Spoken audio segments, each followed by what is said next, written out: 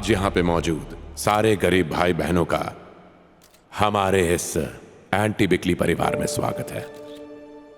एक अमीर आदमी गरीब को अचानक अपना समझ रहा है, एंटी बिकली कर रहा है। आखिर क्या है ये एंटी बिकली? कौन है ये बिकली? इन सारे सवालों का जवाब आज मैं आपको दूंगा। बिकली नाम मैंने उन लोगों का रखा है जो धन की लालच में दूसरों का फायदा उठाते हैं। अब कौन होते हैं ये लालच में अंधे लोग? इन्हें कैसे पहचाने? और क्यों मैं इन लोगों को बिकली कह रहा हूं, लालची इंसान नहीं? ये सोचने वाली बात है। वजह यह है कि इस शब्द का मतलब आपको किसी शब्दकोश में नहीं मिलेगा।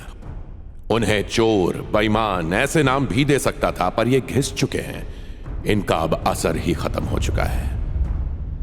उल्टा ये उन्हें उनकी तारीफ लगती है। उनके लिए एक नया नाम चाहिए, बिकली। जो भी इनके खिलाफ खड़ा होगा कहलाएगा एंटी बिकली।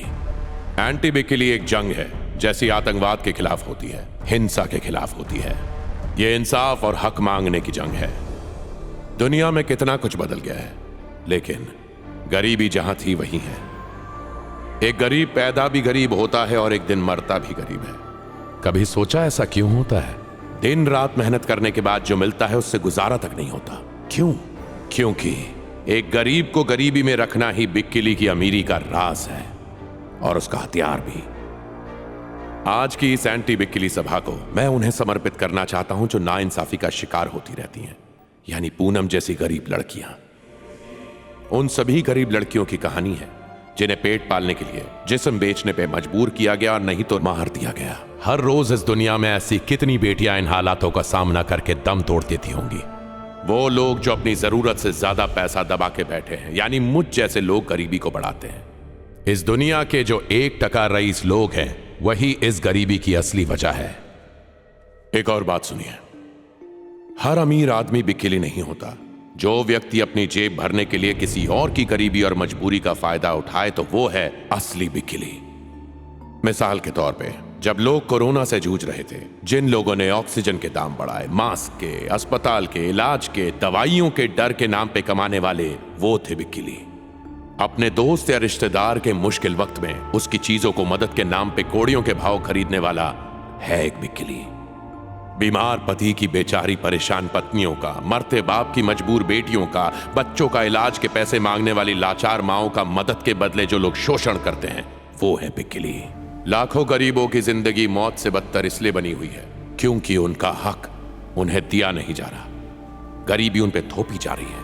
आज से गरीबों का पैसा खा के, उनका आराम छीन के आलीशान जिंदगी जीने वाले को बिकली कहेंगे। एंटी बिकली में आपको मिलेगा बढ़िया राशन, रहने का घर, अच्छे कपड़े, साबुन, तेल, जूते, चप्पल, स्कूल की किताबें और हर इलाज की सारी दवाइयां। और ये सब टॉप क्वालिटी का होगा। एंटी बिकली का एक ही लक्ष्य है, दुनिया से भुखमरी और गरीबी को दूर करना। अब से कोई अमीर गरीब को रौंद नहीं पाएगा, क्योंकि अब तक गरीब बेसहारा था, पर अब उनके पास बचने का कवच है एंटी बिकली।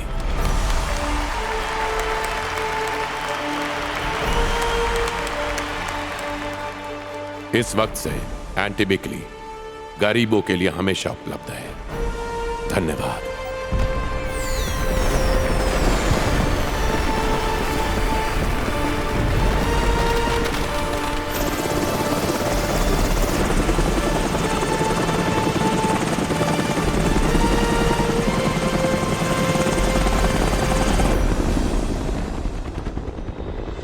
तुझमें हमने अवतार भगवान का देखा,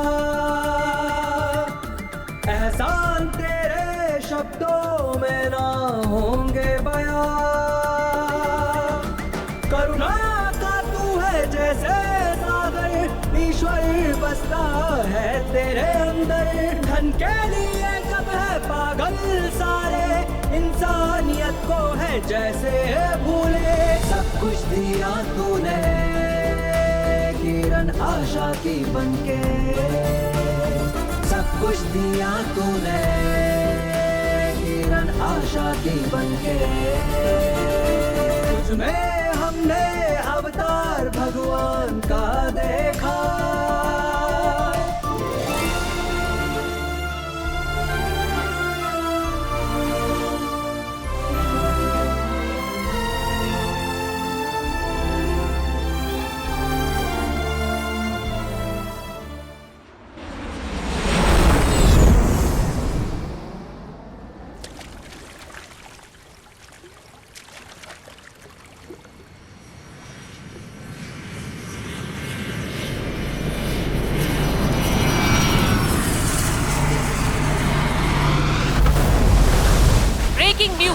दुबई से चेन्नई के लिए रवाना हुई एक विदेशी फ्लाइट समुद्र के बीच में दुर्घटना का शिकार हो गई है, जिसकी वजह से देश की जनता हिली हुई है। रेस्क्यू टीमें जहाजों और हेलीकॉप्टरों से लोगों को बचाने की कोशिश कर रही है।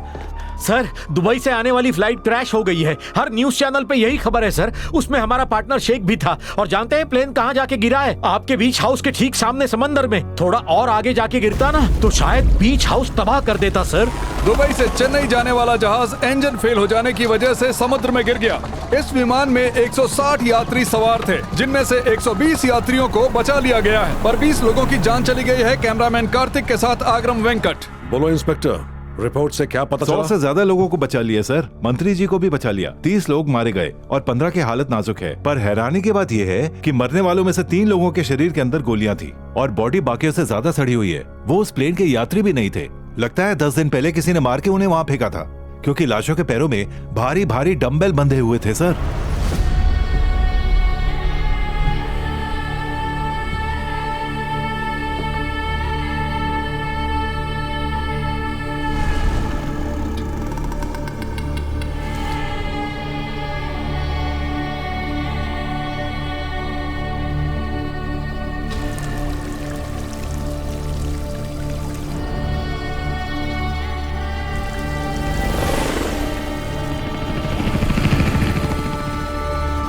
जिस गन से गोली चली, पता करो किसके नाम पे रजिस्टर्ड है। ब्रेकिंग न्यूज, अभी मिली सूचना के मुताबिक पुलिस ने पहचान लिया है कि प्लेन क्रैश दुर्घटना में मिली लाशें किसकी थीं।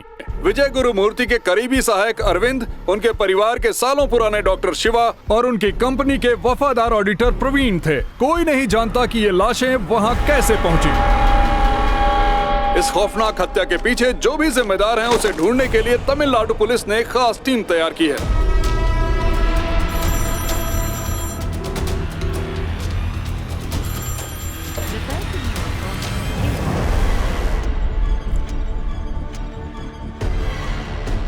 सर, सुनकर हैरानी होगी, लेकिन विजय गुरुमूर्ति के शरीर में कोई सर्जरी से एक भिखारी सत्या का दिमाग फिट कर दिया गया है। वो भिखारी सत्या 55 से अपनी किसी बहन रानी को ढूंढ रहा है।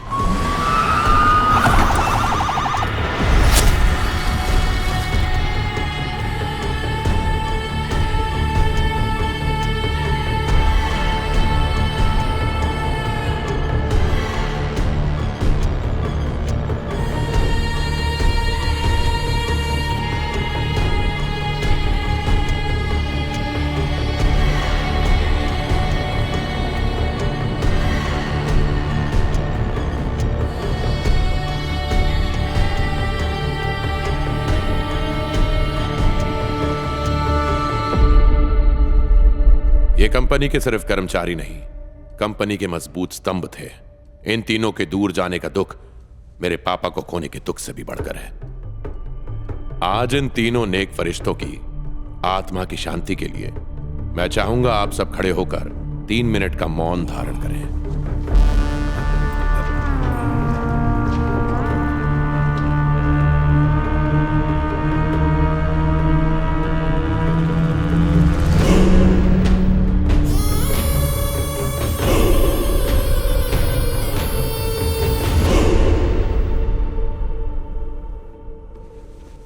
गोपाल जी, बहुत दिनों से ये शाना लोगों का मसीहा बना बैठा है, तभी से मेरे को शक था।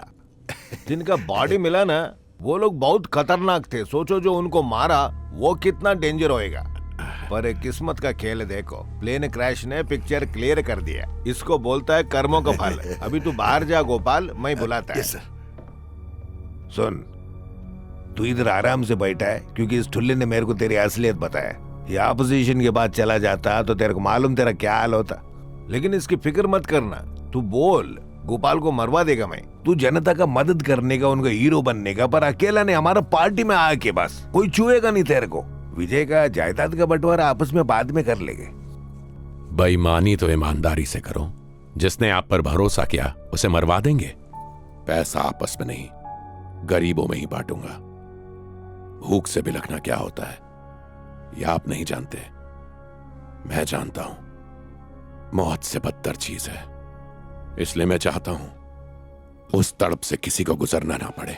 मुझे यह काम करने दीजिए सर, मैं हाथ जोड़ता हूं। आपको भी जनता की मदद करनी चाहिए सर। जनता को क्या देने का क्या नहीं मेरे को सिखाएगा। अभी बहुत हो गया तेरा, ये सब नाटक बंद कर और यहाँ से भाग। लेकिन मैं क्यों भागूं सर? जनता की मदद करना गलत है? किसी और के पैसे को अंगार लगाना गलत नहीं। तो खुद को ज्यादा होशियार नहीं समझने का। मैं तेरे को कटवा के तेरा धंधा अपना नाम करके और खुद उसका मालिक बन सकता है, सोच ले। मेरे बात नहीं मानेगा तो मैं तेरे को छोड़ेगा नहीं। जो गरीब जिंदगी में सब कुछ खो चुका है वो आपकी धमकी से नहीं डरेगा। सर, अफवाह है कि विजय गुरुमूर्ति संपत्ति का बड़ा हिस्सा गरीबों को दान करने वाले हैं। इसके बारे में आपकी क्या राय है? वो संपत्ति विजय का, वो जो चाहे करे, मेरा शुभकामना उसके साथ। सर सर सर सर बस एक और सवाल सर। सर सर सर आपके पार्टी के वरिष्ठ मंत्री को कहना है कि आने वाले चुनाव लड़ने के लिए पैसे नहीं है। इस बारे में आप क्या कहेंगे सर? सर कुछ तो बोलिए सर। नहीं हो रहा है सर, बताइए सर, हम जानना चाहते हैं। आपका क्या कहना है इस बारे में? मैं चेयरमैन के पद से इस्तीफा दे रहा हूँ। गली के गुंडे से लेके मैं बड़े से बड़ा इंटरनेशनल क्रिमिनल्स भी देखा है, लेकिन इतना खतरनाक आदमी मैं अपना पूरा जिंदगी में नहीं देखा है। इसलिए कल से ये कंपनी मैं नहीं चलाऊंगा, हेमा मैडम चलाएंगे। हर इंसान की कोई ना कोई कमजोरी जरूर होती है, वही उसके खिलाफ इस्तेमाल करते हैं। उसको ढूंढने में बहुत टाइम भी लग सकता है, तब तक वो सारा पैसा खत्म कर देगा। आज के बाद कंपनी का भला बुरा सब कुछ हेमा मैडम देखेंगी। पेपर्स जल्द से जल्द बनवाइए। सर, पर विजय क्यों? क्योंकि यही सही रहेगा, इससे ज्यादा मैं कुछ नहीं बता सकता। वक्त खुद ब खुद समझा देगा। उसका पैसे के बिना पार्टी टूट के बिगड़ जाएगा। इसके लिए उससे पैसा निकालने के लिए हमें उसको मजबूर करना पड़ेगा।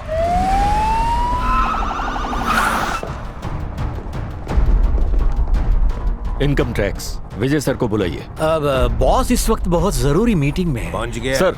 दबोच ले उसको। विजय सर मीटिंग में है। घसीट के बाहर लेके आए, भिखारी है साला।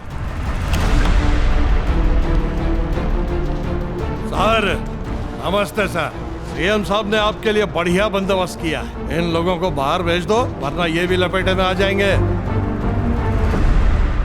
आप लोग जाइए, पर्सनल काम है, एकदम पर्सनल। पुराना हिसाब चुकाना है। चले दरवाजा बंद कर। शाणे, सीएम साहब को हल्के में ले रहा है क्या? तू इज्जत से माना नहीं तो अपन को सारे पंटर लोग को लेके इधर आना पड़ा तेरी वाट लगाने के वास्ते।